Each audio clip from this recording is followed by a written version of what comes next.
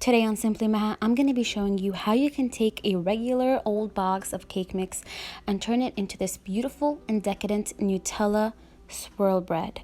Using cake mix is such a good idea for all your creative projects, and you really don't have to make cake with it at all. What I like about it is since it's cake mix, it's infused with that really rich vanilla flavor, and you're gonna get that all throughout your bread. We're also gonna add some toasted almonds to this, and it's gonna be the perfect combination. It's a sturdy bread, yet it has a soft texture, almost like a pound cake, as you can see here. So without further ado, let's get started. You're gonna need 1 egg, 1/4 of a cup of almonds that I have toasted slightly, yeast, salt, water, and of course your cake mix. Now we're just going to start off by adding 1/2 cup of water along with 1 teaspoon of yeast. We are going to mix that up and let it rise for 10 to 15 minutes. And now we're just going to add 1 egg. All the ingredients will be listed down in the description box below. Remember that the egg will also add moisture to this. The first time I did this, I actually added 1 cup instead of 1/2 cup, and I really had to add a lot of flour to make it into a dough, and I really just wanted to use the cake mix for it. So this time around I only used 1/2 cup of water, and it turned out perfect. I barely had to use any of the flour, and it was mostly the cake mix over here. So we're just gonna add that along with our 1/2 teaspoon of salt and get that going. So now I've added some flour. You're not gonna need more than 2, not even more than 1. You want to add about 1/4 to 1/2 cup at a time and see how it goes. Still remember that this will be a sticky dough. We're only adding regular flour to add stability and structure. The cake flour is flour that has been sifted 4 to 5 times, so it's very light in consistency, and it's what's going to give our bread a very soft texture. But we added this flour to give it more stability, and you see how it's sticky? That's how we want it. And we're also gonna flour our board and knead it on the board, and that's gonna add more flour to the dough, so you really don't want to add too much.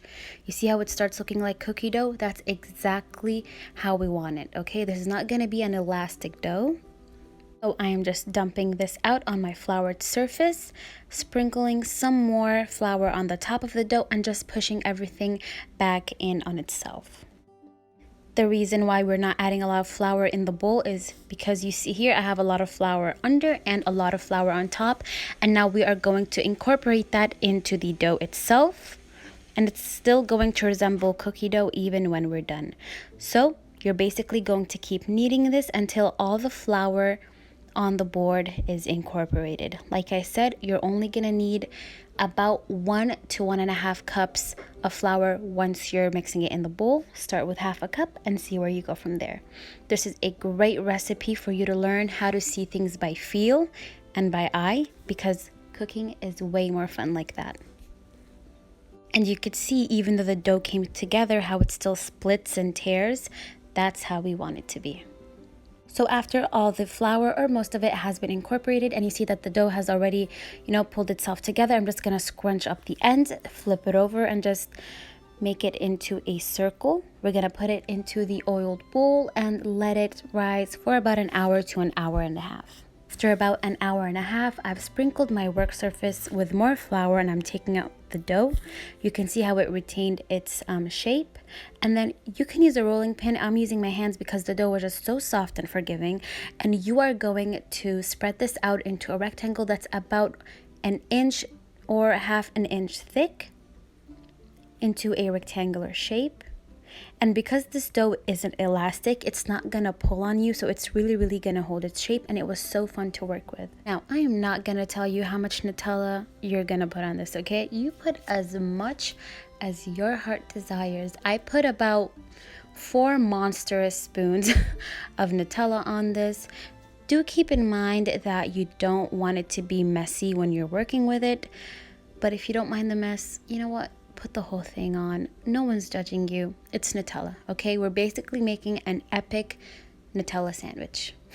So just get that spread from edge to edge. You can have a spatula, that'll help.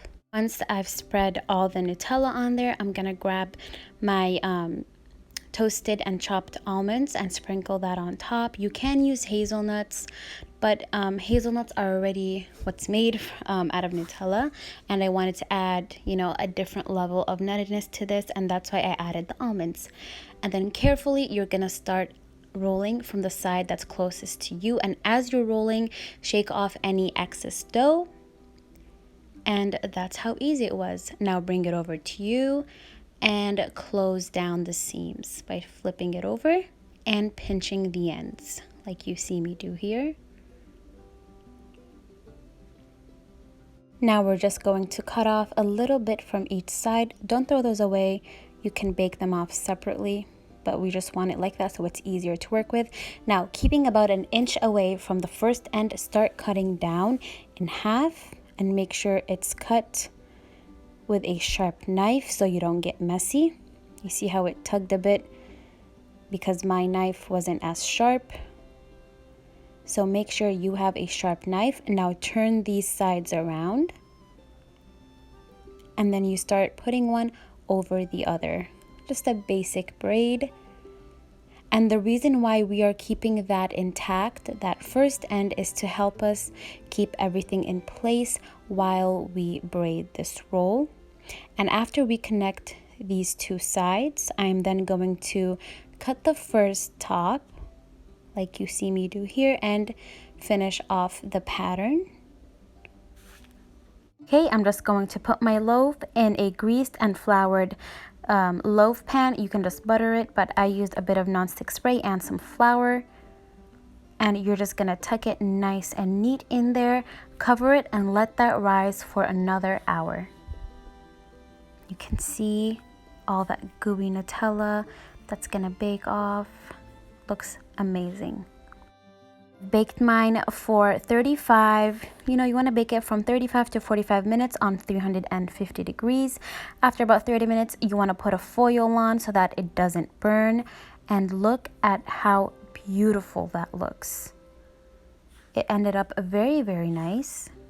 What I love about this is that the Nutella that was exposed to the front hardened up and became part of the bread, while the Nutella that was inside of the loaf remained really nice and gooey, and you're gonna see me cut into it now.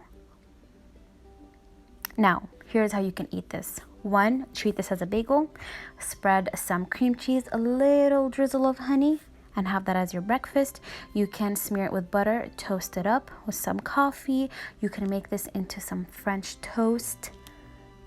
Top it off with some vanilla ice cream. What more do you want? You can see how really nice and soft that texture was. Now, this is not cake, okay? This is more on the bread side. It's like a cakey bread. And that's it. I really hope you guys enjoyed this recipe. If you did, please give it a thumbs up and comment down below how you are going to eat this bad boy. I will see you next time on Simply Maha, where we are simple but never basic. Bye-bye.